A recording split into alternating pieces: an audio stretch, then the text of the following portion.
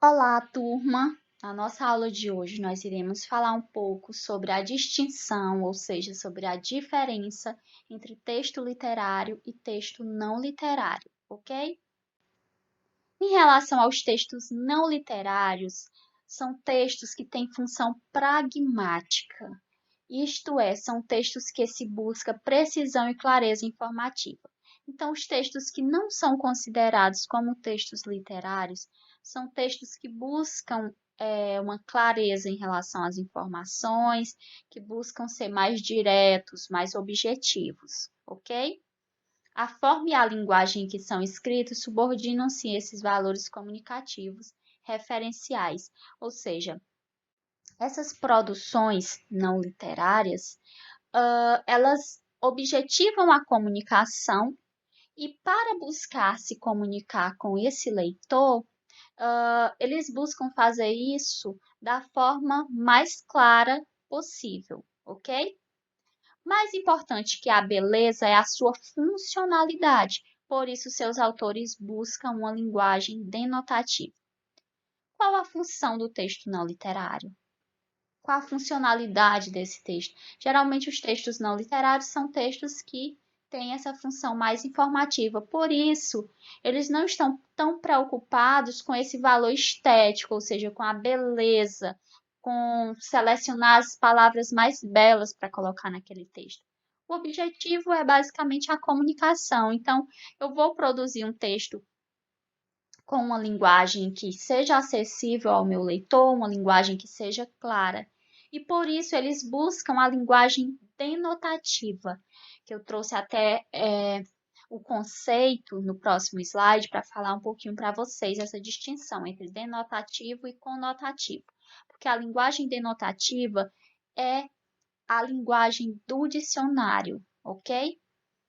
Os textos literários são obras de arte e, portanto, possuem valores intrínsecos. Os autores buscam uma linguagem conotativa e polissêmica. O que acontece? No texto literário, há uma busca maior pela linguagem, né, pelo trabalho com a linguagem, até porque a literatura é a arte da palavra. E nesse trabalho com a linguagem, muitas das vezes, os poetas, os escritores, eles utilizam palavras que aquela palavra possa ter mais de um sentido dentro daquele texto. Ou muitas vezes essas palavras são utilizadas no sentido figurado, que é o que nós chamamos de sentido conotativo. E isso nós vamos ver e tentar entender um pouquinho no próximo slide, ok? Gente, a denotação é a relação literal e objetiva entre a palavra e o conceito que ela representa, sem sentidos derivativos ou figurados. Então, a denotação é quando, por exemplo, eu pergunto a você o que é poesia e você vai lá no dicionário e busca o conceito de poesia de acordo com o que o dicionário colocou e me diz, professora, poesia é isso de acordo com o dicionário, certo? Se você faz isso, lembra da aula anterior, em que eu trouxe lá um conceito de poesia? Pois é, se eu vou lá no dicionário e busco o conceito de poesia lá, de acordo com o seu sentido literal, isso é denotação. Eu estou fazendo uso do sentido denotativo. E o que seria o sentido conotativo ou a conotação? É o conjunto de sugestões que uma palavra agrega ao seu sentido literal, por associações linguísticas que podem ser sonoras, estilísticas, semânticas ou apenas contextuais. Essa conotação nós iremos estudar ela de forma mais específica quando estivermos trabalhando com figuras de linguagem. Mas o que é basicamente a conotação? A conotação é quando eu utilizo uma palavra no sentido figurado. Por exemplo, eu digo assim: meu pai é bravo como uma onça. Eu estou querendo dizer que o meu pai é uma onça animal? Não. Eu utilizei o sentido figurado da palavra onça. Eu quis fazer uma comparação que o meu pai é uma pessoa brava, uma pessoa valente, e que a onça, que o animal onça também é valente. Então, observe que quando eu digo que o meu pai é bravo como uma onça, eu estou fazendo uma comparação e eu estou fazendo uso do sentido figurado, porque ele não é uma onça animal, mas sim uma pessoa que tem as características desse animal. Eu trouxe até aqui um exemplo para que a gente possa visualizar direitinho. O cara diz assim: Isaías, quebra um galho para mim? E aí o Isaías diz: claro. E o outro responde: que bom, preciso que antes que ele termine de falar, o que é que o Isaías fez? Foi lá e quebrou um pedaço de galho. O que é que nós observamos aqui nesse exemplo em relação a sentido denotativo e sentido conotativo? Se eu chego para vocês e digo, gente, quebra um galho aqui para mim.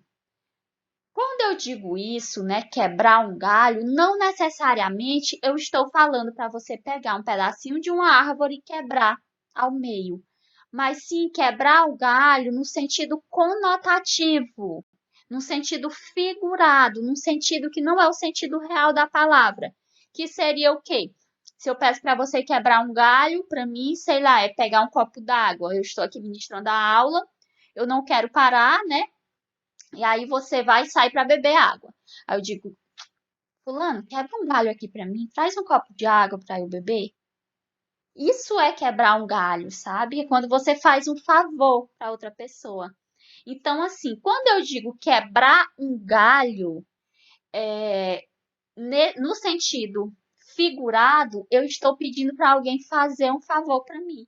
Mas o que é que nós observamos aqui? Que o Isaías, ele não entendeu que quebrar um galho era no sentido figurado. Então, ele foi o que? Ele levou ao pé da letra. Ele entendeu quebrar um galho no sentido do dicionário, no sentido denotativo. E o que que ele fez? Pegou e quebrou o galho no meio. Então, assim, esse exemplo aqui era para ilustrar um pouco para vocês que nem sempre nós utilizamos as palavras no sentido em que elas se apresentam no dicionário, ok? Há algumas situações que nós utilizamos as palavras no sentido figurado. E o texto poético, o texto literário, recorre muito ao sentido figurado para fazer uso das palavras, ok? Para a gente compreender um pouco sobre essa questão de texto literário, texto não literário, eu trouxe um trecho do Evangelho de João, que eu acho que é um dos mais conhecidos, né, da Bíblia, que diz: no princípio era o Verbo, e o Verbo estava com Deus, e o Verbo era Deus. Ele estava no princípio com Deus. E o Verbo se fez carne e habitou entre nós, e vimos a sua glória como a glória do unigênito do Pai, cheio de graça e de verdade. O que é que nós temos aqui? Nós temos um texto não literário, nós temos um texto bíblico que vem trazendo uma discussão sobre o princípio, ou seja, sobre o início de tudo. Como era esse início? No princípio era o Verbo, e o Verbo fez-se carne, não é isso? Só que quando o texto ele não está escrito de uma forma literária, a gente observa que, por mais que seja um texto bíblico, mas é uma linguagem mais direta, é uma linguagem mais objetiva, que busca explicar uma determinada situação. E como seria esse texto com essas características, mas escrito de uma forma literária? Eu tenho aqui um exemplo de um texto do Manuel de Barros, em que ele vai dizer o seguinte: no descomeço era o Verbo, só depois é que veio o delírio do Verbo. O delírio do Verbo estava no começo, lá onde a criança diz: eu escuto a cor dos passarinhos. A criança não sabe que o verbo escutar não funciona para cor, mas para som. Então, se a criança muda a função de um verbo, ele delira. E pois, em poesia, que é voz de poeta, que é a voz de fazer nascimentos, o verbo tem que pegar delírio. O que é que nós podemos observar aqui? Que o Manuel de Barros ele pegou aquela mesma informação que foi lida anteriormente, uma informação bíblica, né, que diz que no princípio era o verbo, e transformou essa situação para um texto poético, transformou aquelas informações em um texto poético. Ele já inicia dizendo que no descomeço era o verbo, já que uma desconstrução do que foi dito no texto bíblico, não é isso? Porque o texto bíblico diz o quê? Que no princípio era o verbo. Ou seja, o texto diz que era lá no começo de tudo que era o verbo. E aqui o Manuel de Barros já diz que no descomeço era o verbo. Que descomeço, por mais que seja uma palavra, seja um neologismo, né? Ou seja, foi uma palavra que ele inventou dentro da língua, mas descomeço, pela presença da desinência 10 no início, a gente tem uma ideia que descomeço é exatamente o contrário de começo, né?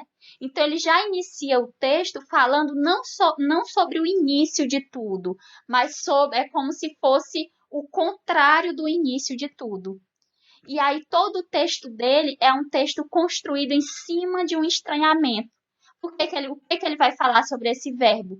Que depois do descomeço, que era verbo, surge o delírio do verbo. E como é que ele percebe esse delírio do verbo?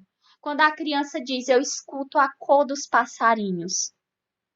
E aí eu pergunto a vocês, é possível a gente ouvir a cor dos passarinhos? Não, né? Por que que não é possível? Porque a gente escuta através da audição e não da visão. Então, assim, aqui a gente observa que se trata de um texto literário também por ser um texto que causa esse estranhamento, que deixa uma certa confusão no leitor, que o leitor precisa refletir muito além para chegar a algumas conclusões, porque por mais que o poema de Manuel de Barros esteja trazendo discussões que estão presentes no Evangelho de João, ele traz isso de uma forma totalmente diferente.